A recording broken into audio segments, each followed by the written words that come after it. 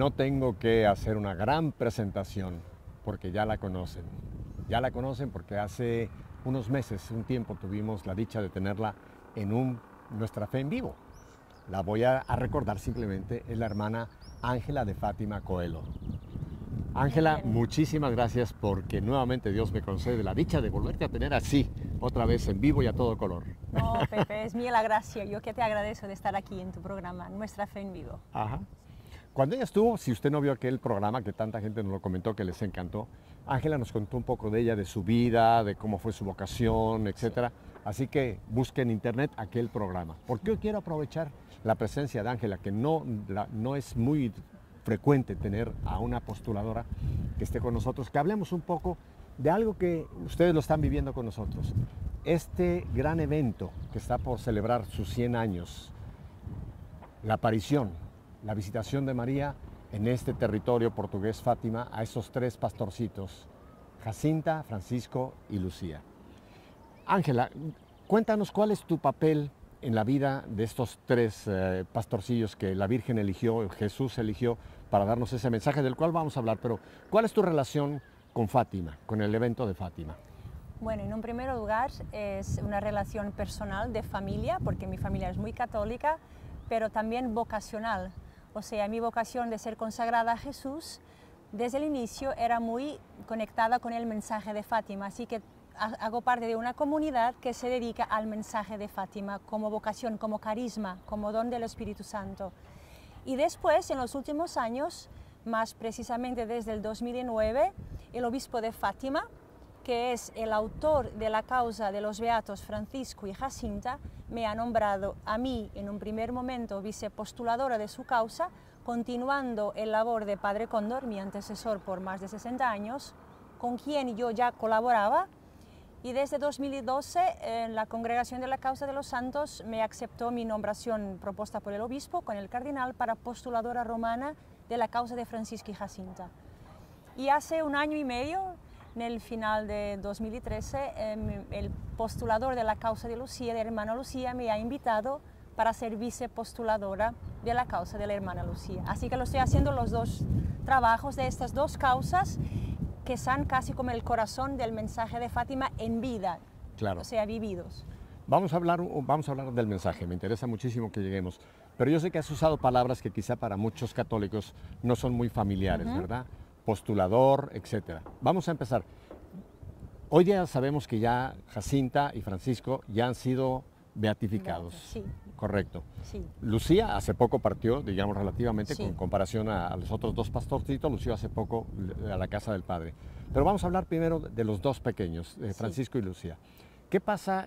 ¿Cuál fue el proceso para llevarlos a la beatificación? ¿Cómo es una causa? ¿Cómo se inicia y cómo funciona? Bueno, el primer paso es que una persona que está muerta, porque todos somos llamados a la santidad, pero que es muerta y se muere con fama de santidad. Significa que el pueblo de Dios, de una forma unánime o una grande representación, cree que estas personas se han muerto y que sus vidas son un ejemplo para los demás. Así que el primer paso es la fama de santidad. Por eso se empiezan procesos de algunos cristianos y de otros no. El primer paso es que el pueblo de Dios reconozca que han vivido la vida cristiana de un modo ejemplar, como modelos. Hay esa famosa frase que dice Vox Populi, Vox Dei. Exactamente, Pepe. O sea, la voz del pueblo es la voz de Dios. Ya está hablándonos Dios algo importante a poner atención. Sí, y es esto. Estos niños, Francisco y Jacinta, cuando están muertos, las personas decían, han sido santos, han sido santos. Esta fama de santidad es la que inicia. Pues bien, existe siempre un autor de la causa, una entidad personal o jurídica que quiere empezar la causa. En este caso es la diócesis de Leiria Fátima. Así que el autor de la causa, por ejemplo, por la hermana Lucía, el autor de la causa son las monjas carmelitanas, porque ella ha morido como una hermana carmelita. Así el autor de la causa empieza la causa a estudiar. Pide permiso a Roma. Cuando Roma concede el permiso para iniciar la causa, esta persona, candidato a la santidad, se empieza a llamar servo de Dios. Vale. Cuando es un siervo de Dios, significa que en la diócesis donde han vivido y morido, se puede iniciar a estudiar sus vidas. Cuando se coligen todos los documentos, qué cosa ha escrito y los testimonios de las personas que lo han conocido, presentan todos estos documentos que se trasladan a Roma. Te detengo aquí por una cosa. Se empieza este proceso. Ahora, esta recopilación de testimonios, de documentos, puede durar tiempo, ¿no? Porque no es una cosa que se hace en una semana, no se mandan correos electrónicos y ya está todo preparado, que hoy día queremos hacerlo todo así. Por ejemplo, en el caso de Jacinta y de Francisco, ¿qué tiempo duró este primer paso? El recopilar testimonios, etcétera, para dar este segundo brinco hacia Roma. Bueno, Pepe, el caso de Francisco y Jacinta es un caso especial. Técnicamente no debería demorar mucho tiempo, porque primero no han escrito nada. Así se quiere una causa sencilla, no escribir nada. No han escrito nada, no han publicado libros. Así que la parte de la comisión histórica y de los teólogos no ha existido. Pero eso hace más sorprendente la vida de estos dos santos, bueno, sí. Futuros santos ya hoy día beatos. Sí, sí. El hecho de que eran prácticamente iletrados. Sí, o sea, no escribieron tratados de teología, ni siquiera escribieron documentos, no hubo nada escrito por ellos. Nada. Pero eso todavía creo que los hace todavía más grandes, ¿no? Sí, porque su teología estaba en la vida, no en los libros. Oye, me encanta esto que acabas de decir, sí. Ángela. Sí. Su teología estaba en su vida. En la vida, sí. Y ahí ha desarrollado un importante papel los testimonios, que nos han presentado verdaderamente cómo en su vida su fe era tremenda, profunda, intensa, completa en todo que es el corpus dogmático de nuestra Iglesia. Y eso ha demorado no tanto tiempo, pero la dificultad de los niños, y por eso es una causa atípica, digamos así, es que no era posible beatificar niños antes de ellos. Ah, ese es otro punto que yo no conocía. Sí, sí, Pepe. La gran novedad de los niños de Fátima no es apenas que son los más jóvenes de la historia de la Iglesia que están beatificados, no mártires. Ajá. Bueno, son los más jóvenes, punto. Pero antes de ellos solo era posible canonizar, bueno, introducir una causa de adolescentes, pero que habían morido mártires. Es el caso de María Goretti, exacto, que era una de las más jóvenes hasta ese tiempo, pero ha sido mártir. El problema de los niños de Fátima es que no eran mártires y no eran todavía adolescentes. Francisco ha muerto con 10 años y Jacinta con 9.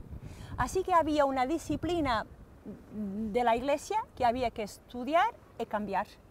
Y esta disciplina ha cambiado por los niños de Fátima, Francisco y Jacinta. Ahora, aquí te quiero detener antes de que sigamos con el proceso, que es Sí. interesantísimo. Háblanos de estos dos niños, porque lo sorprendente es que estamos hablando de un niño que pasó a la casa del padre a los 10 años Sí, y una niña que pasó a la casa del padre a los 9 años. sí. Hoy día casi nos parece inconcebible que seres humanos tan jovencitos puedan tener una vida que ya el pueblo reconoce una vida de santidad. ¿Cómo nos describes a Jacinta? Vamos a empezar por Jacinta. Jacinta, y eso te quiero decir que Lucía cuando escribe sus primos nos hace un favor enorme. Cuenta sus pequeños defectos, problemas, pecados antes de las apariciones. Jacinta, por ejemplo, antes de las apariciones era una niña muy sensible. Todo tenía que suceder como ella quería. Si las cosas no iban como ella quería, se ponía rabiosa, se ponía nerviosa y que hacía una escena era muy centrada en sí misma. Por ejemplo, le gustaba apenas de ganar en los juegos, no podía perder. Sí, y se perdía y los daban un pequeño castigo, como entre niños se hace. Ella tenía que elegir su propio castigo. Y cuando se ponía un poco así... berrinchuda. Eso sí, en un rincón, era necesario las más dulces caricias para volverla a hacer jugar. Y tenía que hacer todo como ella quería. Caprichosa. Eso, caprichosa, la palabra, Pepe, que buscaba. Así que la pregunta es, ¿quién era el centro de la vida de Jacinta? Jacinta. Así que qué se lindo, puede pero hablar... qué lindo esto. O sea, la elección no es porque era una niña perfecta, una niña obediente, una niña mística, una niña... No, era una niña normal. Normal. Como nosotros, Pepe. Yo tengo pena de decir, pero creo que para tanto de nosotros, el centro de nuestras vidas somos nosotros. ¿Tú eras también caprichosa? Pepe, tengo que responder a todo. Bueno, un poco sí, sí. Un poco ¿Eras sí. berrinchuda? No, eso no. Ah, bueno. Entonces, Pero quería todo vamos, como yo vamos quería, en y buen siempre camino lo con conseguí. Ángela. Vamos en buen camino con Ángela. Pero así que se puede hablar de una conversión de En una Jacinta. niña. Qué importante Y es. la conversión él mismo hizo aceptar que el centro de su vida no era ella misma, pero aquellos con quien ella se ha encontrado, Jesús y María y los otros, los que sufrían, los demás. Ajá.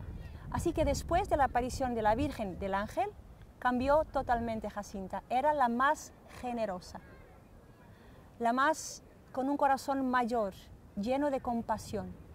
Antes lo único que le interesaba, bueno, lo único, pero sí, ella misma. Ahora ya no existe Jacinta, existe Jesús, la Virgen y los demás, sobre todo los pobres pecadores.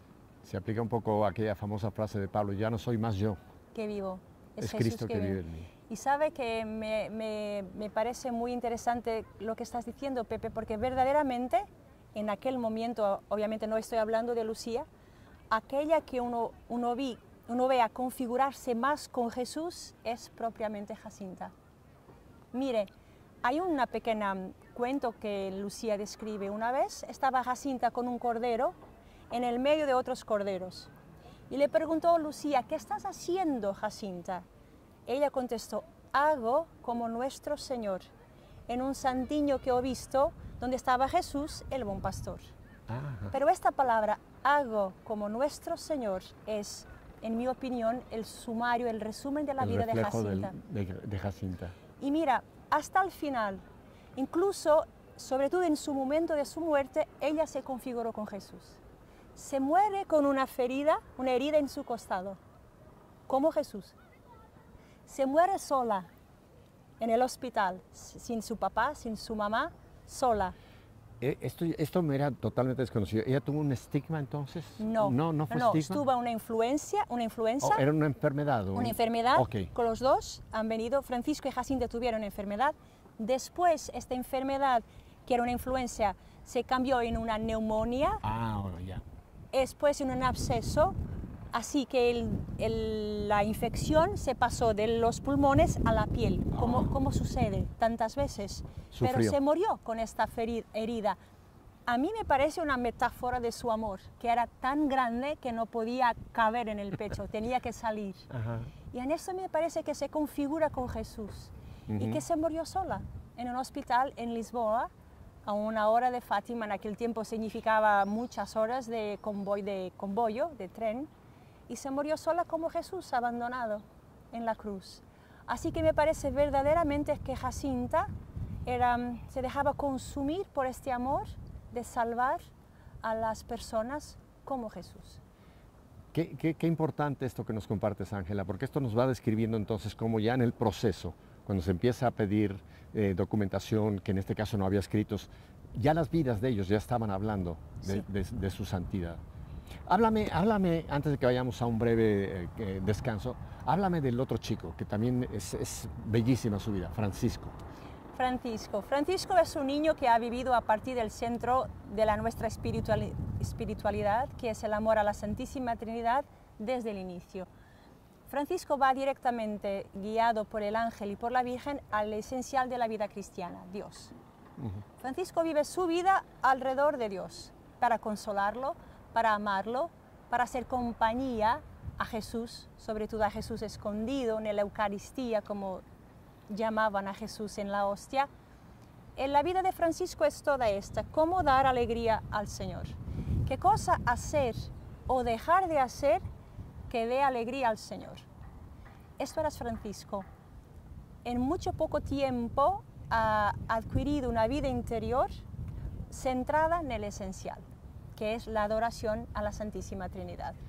Es que realmente es tan sorprendente, Ángela, hasta que nos cuentas, porque vuelvo a pensar, un chico iletrado que está en un lugar rural, que no ha tenido ninguna formación religiosa, que no ha tenido ninguna, y de repente vemos un místico en un chiquito, un místico de la calidad que Francisco nos muestra en su vida, ¿verdad? Otra vez lo mismo, la gracia de Dios a él lo escogió para esa proyección de su encuentro con Dios. Y una cosa muy hermosa, Pepe, es que La causa de Francisco y Jacinta es una causa conjunta. Esto es, están juntos, es una sola causa, aunque si son dos. También si son dos, es una sola causa. ¿Esto también es nuevo en la iglesia? Sí, también. Es habitual a ver, por ejemplo, con esposos y matrimonios, que tenemos un caso, los papás de Santa Teresina. Correcto. El papá y la mamá han sido canonizados como matrimonio. Un matrimonio. Pero este caso es único porque viven la misma espiritualidad. Y si miras a los dos, Francisco más contemplativo, Jacinta más activa, movida por una grande compasión por los pecadores, ves en conjunto la misión de la Iglesia, que es contemplativa y activa al mismo tiempo. Ora y labora, por decirlo de alguna palabra. Sí, de San Benedicto. San Benedicto. Esta es la vocación de cada uno de nosotros. No es que debemos separar la vida de oración de la vida activa, de nuestras profesiones. No, es traer la vida de fe en mi trabajo. Sea un trabajo directamente relacionado con la Iglesia o no, mi trabajo como médico, como profesor, como ingeniero, sino separar la contemplación de la acción en favor de los demás, pero hacerlo juntos. Creo que estas causas también nos hablan de esto. Tú tienes tan fresco esto porque obviamente tú estuviste en todo el estudio de esto, toda la preparación para poderlo mandar a Roma, o sea que creo que la información que tú nos estás dando es lo más autorizado que quizá podemos decir y podemos encontrar. Mira qué dicha tenerte aquí en este pedacito de cielo compartiéndonos todo esto, ¿verdad? Sí. Entonces ya que tienes estas dos situaciones y ya no hubo escritos, simplemente la voz del pueblo, las virtudes que se encuentran, esto entonces ya se forma un expediente, llamémoslo de alguna manera, y el obispo, ¿quién es el que manda a Roma el caso? Bueno, el obispo... Con el postulador. Sí, quiere una persona que se llama postulador, que es como el abogado de la causa, que va coligiendo todos estos documentos, los testimonios de las personas en el caso de Francisco y Jacinta, y mande a Roma. Ahí un postulador romano trabaja haciendo lo que llamamos en Roma, en el lenguaje de las causas, la positio. Significa hacer un resumen de las virtudes y probar, vaciando en aquellas pruebas, cómo han vivido la fe, la esperanza, la caridad, las virtudes morales, la oración. Así que se hace un sumario, posiciones, los teólogos van a votar en Roma y cuando el Santo Padre aprueba la heroicidad de virtudes, se pasan a llamar de siervos de Dios venerables. Te voy a detener aquí, tenemos que ir a un breve corte, unos breves mensajes, pero vamos a continuar porque tú nos vas llevando casi como en una novela de episodio en episodio. Sí. Ustedes están escuchando cosas que quizá no conocíamos, ¿verdad? Y ahora viniendo de una autoridad como es Ángela de Fátima. Así que quédese con nosotros porque vamos a continuar con todo este proceso que nos está dando tanta luz. Volvemos enseguida.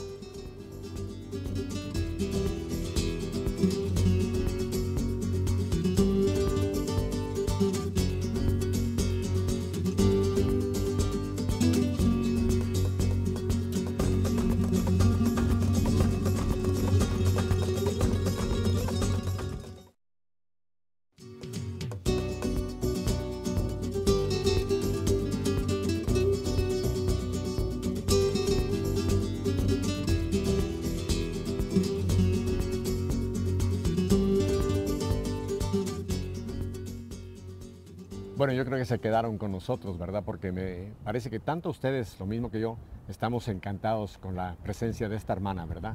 Su alegría, su jovialidad y sobre todo esta frescura con que nos está presentando algo que quizá difícilmente habíamos puesto junto, ¿verdad? Y es este proceso, pero dentro de este proceso, hablar un poquito de la vida de estos tres hermosísimos pastorcillos, Jacinta, Francisco y Lucía. Entonces nos quedamos en el hecho de que la iglesia tiene unos filtros, le podemos llamar, donde todo un proceso va pasando, se va estudiando.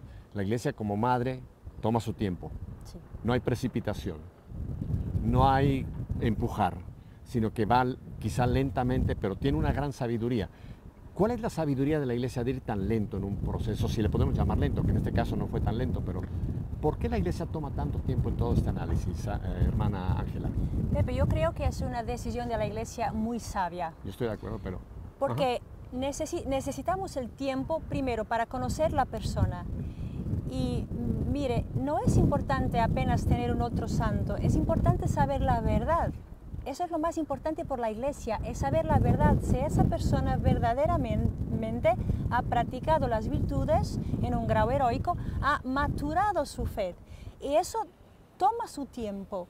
Por ejemplo, en el caso de Francisco y Jacinta no han escrito, pero en el caso de Lucía ha escrito muchísimo. Y es importante leer con calma, pesar las cosas. No es que una persona va a estudiar la interioridad de otra de una manera rápida. Mire que no es ni tampoco respetuoso para la persona que estamos a estudiar. Demorar tiempo significa respetar la vida de Lucía o la vida de Francisco y Jacinta. Prender el tiempo significa prudencia. El tiempo es que es necesario para maturar en la verdad de los hechos y es un respeto para la persona que ha vivido su interioridad con el Señor. Así que esta cuestión de apresar, yo creo que es típico de nuestra mentalidad del siglo XXI. Queremos todo ahora, rápido, pronto y basta. Y más ahora con todos los avances de los correos electrónicos y los WhatsApp y los Twitter y todo eso que pum, pum, pum, pum, pum, en segundos estamos queriendo hacer todo. Sí, pero el trabajo del Espíritu Santo en las almas no es así. Ajá. Es lento. Demora toda nuestra vida. Ajá. Es el labor del Espíritu Santo. Y también los procesos deben reflectir de alguna forma este trabajo del Espíritu Santo. Yo creo que cuanto más con ponderación, con profundidad, trabajemos una causa, mejores frutos se pueden dar de esta causa para la Iglesia. Porque una vez que la Iglesia ha hecho todo este estudio, la Iglesia nos va a presentar a estas personas, llamemos en este caso Francisco, Jacinta y Lucía, nos los va a presentar como ejemplos, como modelos, para que nosotros podamos tener un modelo de lo que Dios espera de cada uno de nosotros, ¿verdad? Sí, y eso es un hecho que exige mucha responsabilidad. Claro. La Iglesia no se puede... Cuando la Iglesia hace una canonización, está implicada la infalibilidad del Papa. Ajá. Y es una cosa seria. No sí. Es algo que podremos tomarlo de leve, no, es el Papa con su autoridad que dice, en verdad, esta persona, primero, está en el cielo y ha vivido de una forma tal que puede ser su modelo, su ejemplo en el camino del seguimiento de Jesús. Significa, podemos imitarlo y podemos recorrer a Él intercediendo por nuestras intenciones. Cuando la Iglesia dice esto, necesita prudencia, estudio y esto necesita tiempo. Uh-huh. Una pregunta lateral que te hago a esto. Sí. Nosotros en la Iglesia obviamente tenemos un número importantísimo de hombres, mujeres, matrimonios que han sido reconocidos por la Iglesia como modelos, como santos. Sí. Pero ¿no crees tú, Ángela, hermana Ángela, que en el cielo quizá hay millones más que quizás no han tenido una causa, no ha habido un estudio y que quizás también han vivido una vida santa, una vida heroica? ¿O nos limitamos a los santos que están en el calendario romano? Espero que no, Pepe. No, seguro que no. En el cielo están millares de santos, pero la santidad que aquí estamos hablando de Francisco, Jacinta y Lucía, es la santidad canonizable. Correcto.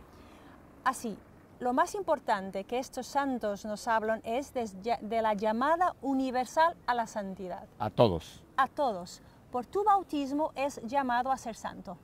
Entonces, el grupo de los santos no es un club exclusivo. No, es para todos, no es una cosa... A ver, mira, aquí te están oyendo y escuchando miles de personas. Díselos que están llamados a ser santos. A ver, una postuladora se los va a decir, escuchen esto. La santidad no es un privilegio para algunos, es un deber para todos. Todos somos llamados a la santidad por nuestra gracia bautismal. Ya se lo quedó bien claro. Así que empieza a trabajar, deja el Espíritu Santo empezar a trabajar en su vida para la santidad, que todos estamos llamados. Porque es nuestra felicidad. Pepe, ¿cómo puedes ser feliz siendo menos de aquello que ha sido criado para ser? Una persona que es menos de aquello que puede ser, solo puede ser infeliz, incompleta. La santidad es nuestra llamada principal. Así que ser menos que un santo es infelicidad. Voy a ver si teológicamente lo que te voy a decir es correcto. Una persona que renuncia a ese llamado a la santidad, o sea que en pocas palabras vamos a poner las cosas sobre la mesa, sí. Vive una vida de pecado, sí. No va a entrar al cielo. No puede ser feliz. Bueno, no puede ser feliz. En entrar en el cielo, eso solo Dios puede decir, claro. En el llamado a la misericordia, ¿no? Y que Papa Francisco tanto insiste. Una persona que vive una vida de pecado, si no se deja tocar por la misericordia de Dios, obviamente que está diciendo no a la gracia de Dios, a la comunión con Dios. A la invitación que Dios nos hace a todos para llegar a su presencia, ¿no? Sí, sí. Porque algo importante, ahora tocando brevemente el mensaje de Fátima, creo que algo que fue en los secretos que se nos reveló, Sí. y sobre todo en la oración que ya el ángel les pedía, oren, intercedan por tantas almas que no oran, que no creen, que no adoran, que no tienen fe. Sí. Entonces creo que ya el mensaje de Fátima nos alerta de que quizá hay muchas almas de que están yendo en el camino equivocado, Ángela, Sí. y que estamos yendo hacia la vida eterna, que eso es otro punto que también mucha gente no quiere ni pensar. Aquí estamos en tránsito. Sí. Nuestra vida aquí es un soplo, pero después viene la otra vida que es por toda la eternidad. Y creo que parte del mensaje de Fátima es a esa conversión, llamar, interceder por estas almas. ¿No crees que es urgente hoy día en el siglo XXI que volvamos a tomar seriamente este mensaje de Fátima? A interceder por todas esas almas que no están viviendo en la gracia de Dios. Sí, Pepe, en el mensaje de Fátima tiene una gran importancia esta denuncia de cuánto mal hace el pecado en nuestra vida, porque nos aleja de Dios. Y no estar en comunión con Dios es estar en guerra personalmente, en la familia, en la sociedad. Y eso es el mayor sufrimiento que puede tener una vida humana. Y eso la Virgen nos deja claro mostrándole el infierno a los pastorcitos. Así que es un llamado esencial a esta verdad, que aquí en la tierra no es nuestra morada permanente. Nuestra morada permanente es el después de la muerte y que la elección de dónde queremos ir está en nuestras manos, está en nuestra libertad. Soy yo que con la mía libertad puedo elegir al cielo o no, al infierno, aproximándome de Dios o alejándome de Dios.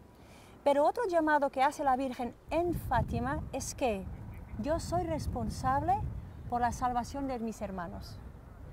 Por eso a mostrar el infierno a los pastorcitos, para que ellos comprendieran que el mal existe, que su consecuencia más radical es el infierno, la condenación eterna, pero la Virgen ha dicho esto: ¿vistes el infierno?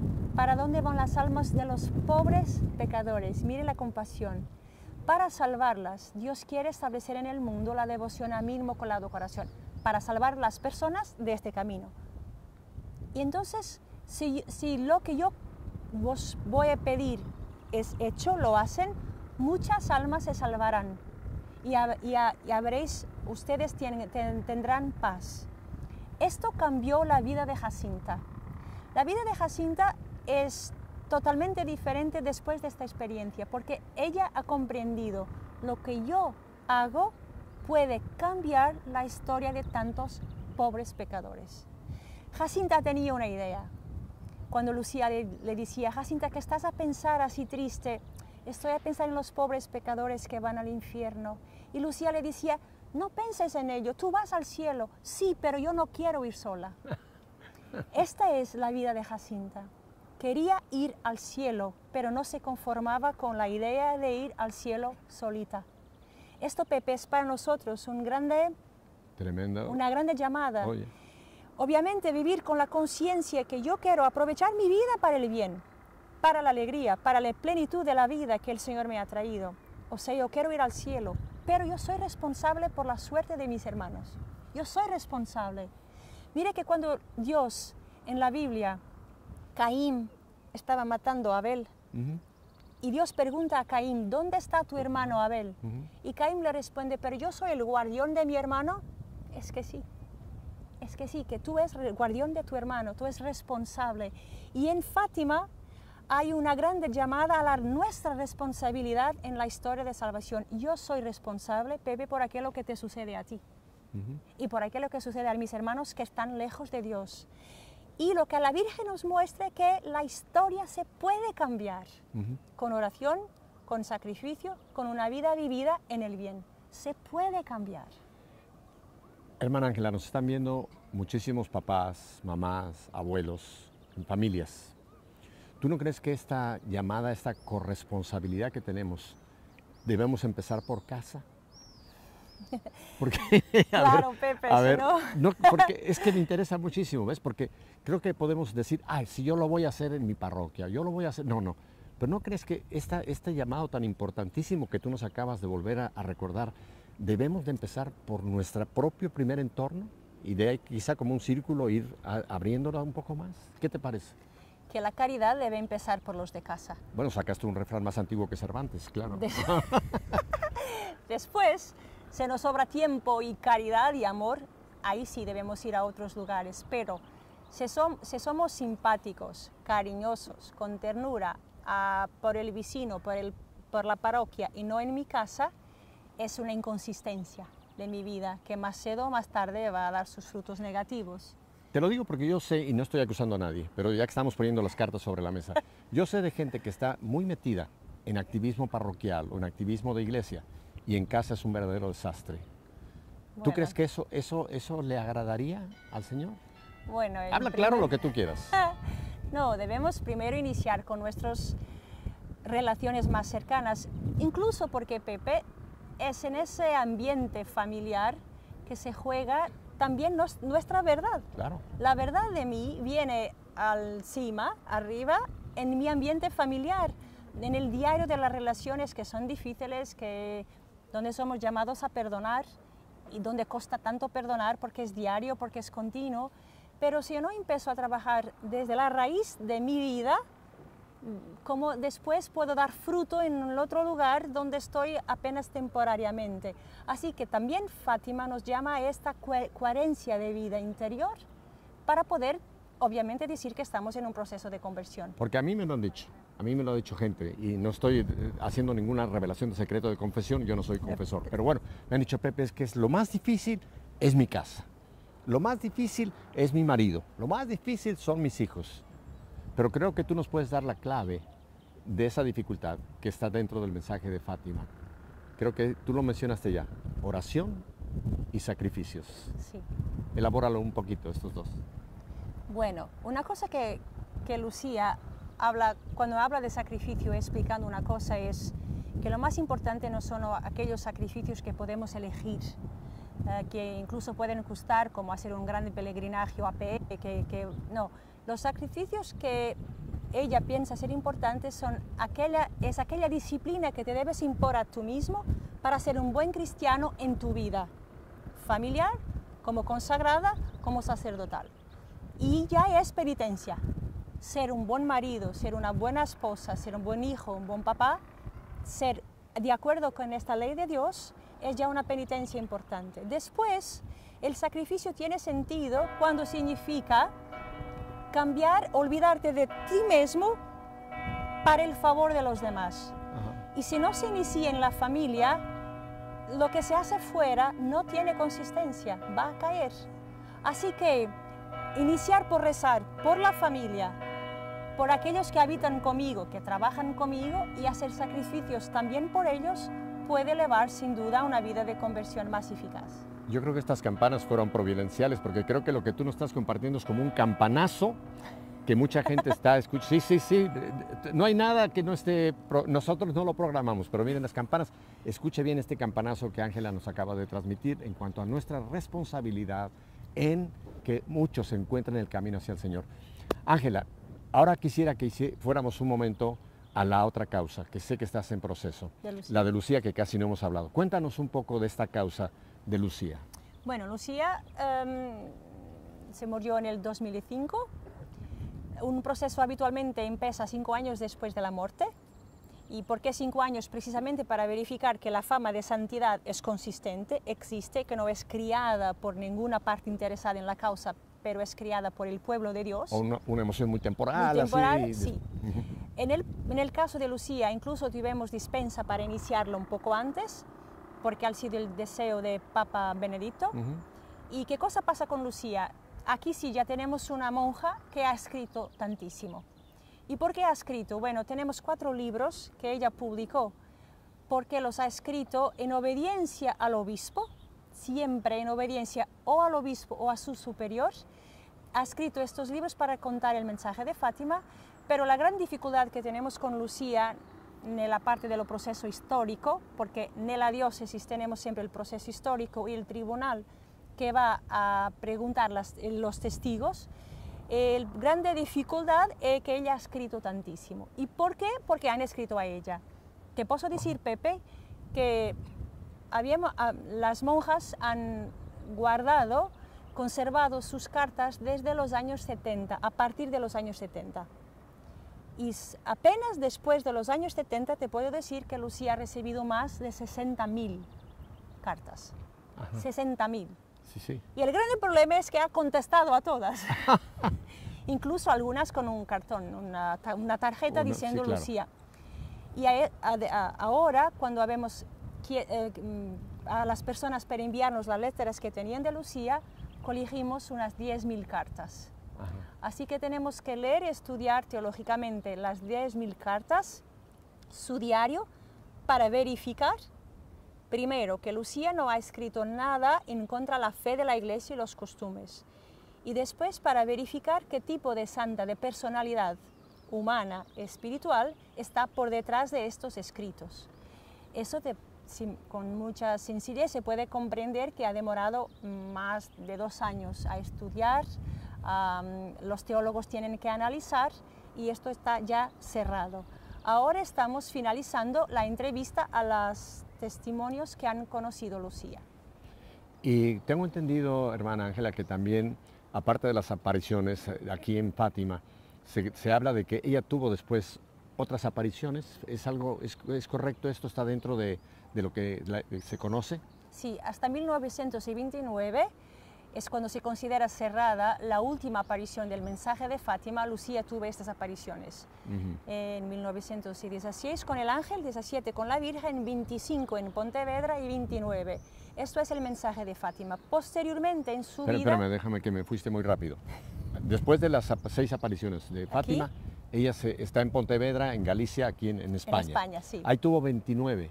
1925, Ajá. Una aparición del Niño Jesús y de la Virgen, y en 1929, en Tui, también en Galicia, España, ella ha visto la Santísima Trinidad.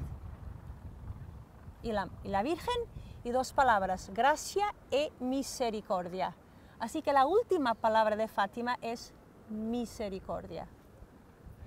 Y todo esto se fue recopilando y haciendo este paquete, llamémoslo así, porque mira qué interesante, porque mucha gente se limita a lo que ocurrió aquí en este bendito lugar, en Fátima, pero hay mucho más que ustedes han ido recorriendo hasta llegar al momento en que ella parte a la casa del Padre.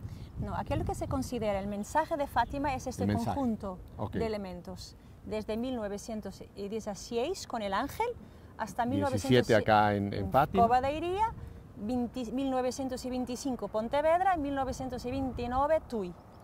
Esto es el mensaje de Fátima, aquello que Lucía ha visto o escuchado y que es para la Iglesia, que no es para sí propia, pero para la Iglesia.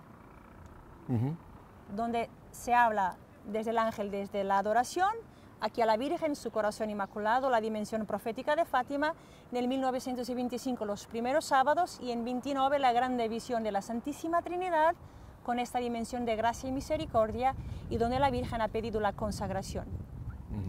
Con esto termina la parte pública, digamos así, del mensaje. Después Lucía ha tenido, no tantas, pero uno u otro momento donde para esclarecer su acción con los papas, por ejemplo, para la publicación del Segredo de Fátima, ha tenido algunas apariciones de la Virgen, te digo, no tantísimas como las personas piensan, y siempre en orden a cómo clarificar uno u otro elemento del mensaje de Fátima. Quiero traer algo que es puntiagudo y que mucha gente no quiere ni tocarlo. Es que hay un grupo de personas que quizá con buena fe, no voy a entrar en sus motivaciones, dicen que el secreto de Fátima, que aquí mismo el cardenal Ángelo Sodano, estando Juan Pablo II, nos lo dio, la tercera versión oficial del secreto, pero hay un grupo que dice que no, que la Iglesia tiene escondido el verdadero tercer secreto y que no lo ha hablado y que por lo tanto la Iglesia tiene que hablar realmente, que si no la Virgen está muy enojada y que podemos esperar castigos del cielo. ¿Qué dices tú de este otro grupo que tienen esta versión? Pues es muy claro que el secreto está completamente revelado. No hay A ver, nada más. díselo acá. Es muy claro que no hay más ningún secreto en el mensaje de Fátima, que toda la tercera parte está revelada. Hace una semana, el Vaticano en su website ha publicado unas declaraciones del Papa Emérito Benedicto XVI,